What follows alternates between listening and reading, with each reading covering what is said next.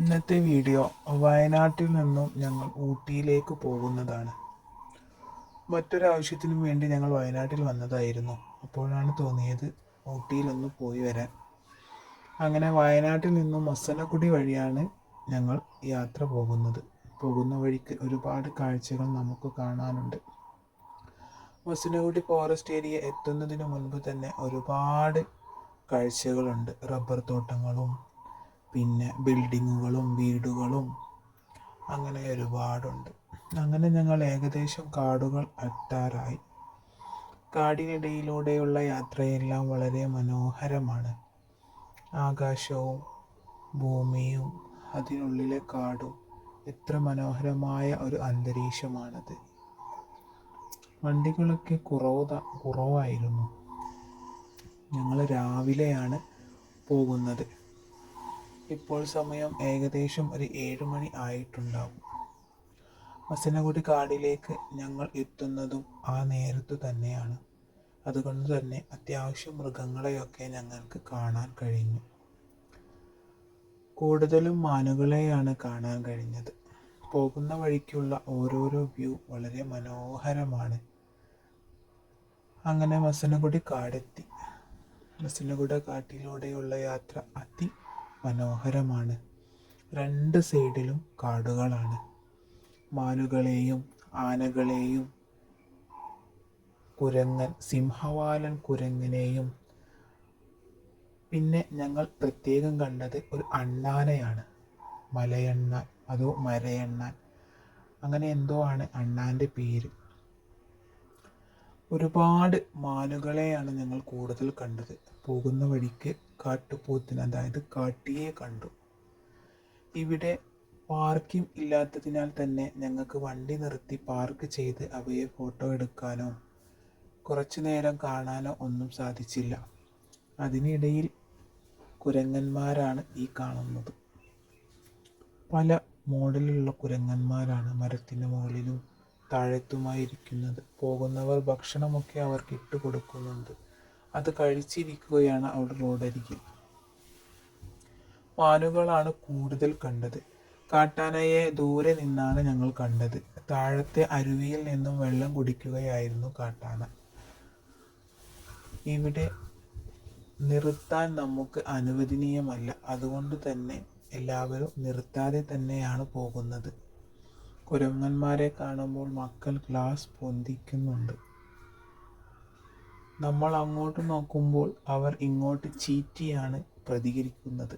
അതുകൊണ്ട് തന്നെ കൂടുതലൊന്നും അവരോട് അടുക്കാൻ പറ്റില്ല. മക്കൾക്ക് വളരെ മനോഹരമായിരുന്നു ഈ യാത്ര. ദൂരെയാണ് മാനുകളെയൊക്കെ കാണുന്നത്. വീഡിയോയിൽ വലിയ തെളിച്ചമൊന്നും ഉണ്ടാകില്ല, കാരണം സ്പീഡിലാണല്ലോ വണ്ടി പോകുന്നത്. അതുകൊണ്ട് തന്നെ അങ്ങനെ ഞങ്ങൾ മരയണ്ണാനെ കണ്ടു. മരത്തിൻ്റെ മുകളിൽ പറ്റിയിട്ട് ഇരിക്കുകയാണ് മരയണ്ണാൻ. ആദ്യമായാണ് അങ്ങനെ ഒരാളെ ഞങ്ങൾ കാട്ടിൽ നിന്നും കാണുന്നത്. പിന്നെ അതാ മാനുകളും സിംഹവാലൻ കുരങ്ങനും ഒക്കെയുണ്ട്. ഇതിനിടയിൽ ആനയെയും കണ്ടുട്ടോ. പക്ഷേ വീഡിയോസ് അധികം ക്ലിയർ ആയതിനാൽ ഇതിൽ ഉൾപ്പെടുത്തിയിട്ടില്ല.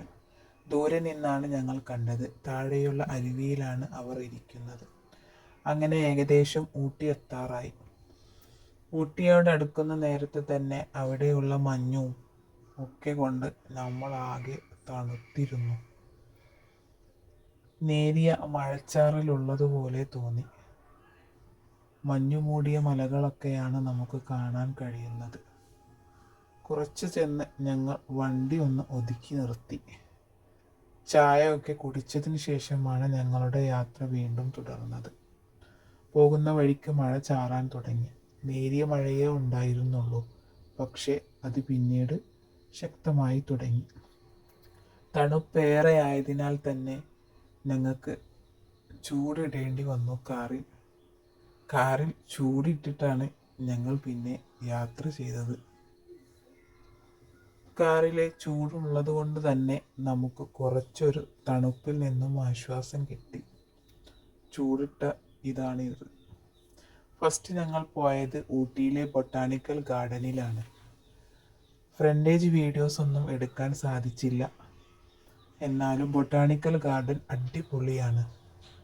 വളരെ മനോഹരമായ പൂക്കളും നിറങ്ങളുമുള്ള എന്ത് മനോഹരമായ ഒരു ഗാർഡൻ തന്നെയാണ് ബൊട്ടാണിക്കൽ ഗാർഡൻ. ഇവിടേക്ക് നമ്മൾ എടുക്കുന്ന ടിക്കറ്റ് വളരെ മുതലാവുക തന്നെ ചെയ്യും. ഒരുപാട് നമുക്ക് നടന്ന് കാണാനുണ്ട്. മക്കളും കുടുംബവും വളരെ സന്തോഷത്തോടെയാണ്. ഇത് അവസാനത്തെ എക്സിറ്റാണ്. എല്ലാം കണ്ടു കഴിഞ്ഞ് അവസാനം നമ്മൾ പോകുന്നൊരു വഴിയാണിത്. അവിടുന്ന് ഞങ്ങൾ പോകുന്ന വഴിക്ക് ഒരു ചെറിയൊരു ഡാം കണ്ടു.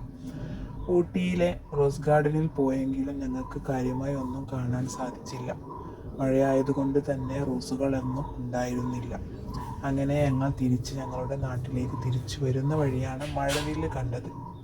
മക്കൾ അതൊക്കെ ഫോട്ടോയൊക്കെ എടുത്തു. അതിനിടയിൽ ഞങ്ങൾ ഇറങ്ങി കുറേ കഴിഞ്ഞപ്പോഴുള്ള ആകാശത്തിലെ വ്യൂസൊക്കെ ഞങ്ങൾക്ക് ഒരുപാട് ഇഷ്ടപ്പെട്ടു. സൂര്യൻ്റെ അസ്തമനം വളരെ മനോഹരമായി തന്നെ ഞങ്ങൾക്ക് കാറിൽ നിന്നും കാണാൻ കഴിഞ്ഞു. അവിടുന്ന് കുറച്ച് താഴത്തേക്ക് ചെന്നപ്പോൾ ഞങ്ങൾക്ക് വണ്ടി സൈഡാക്കി ഒരുപാട് പേർ അവിടെ ഫോട്ടോസൊക്കെ എടുക്കുന്നത് കണ്ടു. അങ്ങനെ ഞങ്ങളും വണ്ടി നിർത്തി അവിടെ നിന്നും ഫോട്ടോസൊക്കെ എടുത്തു. സൂര്യ ഉദിക്കുന്നത് പോലെ തന്നെ സൂര്യൻ അസ്തമിക്കുന്നത് കാണാനും വളരെ ഭംഗിയാണ്. ആ കാണുന്നത് അത് വളരെ മനോഹരമായ ഒരു വ്യൂ തന്നെയാണ് ഞങ്ങൾക്ക് കിട്ടിയത്. ഇതൊരു പാറയുടെ മുകളിൽ നിന്നും എടുത്ത ഫോട്ടോസാണ്.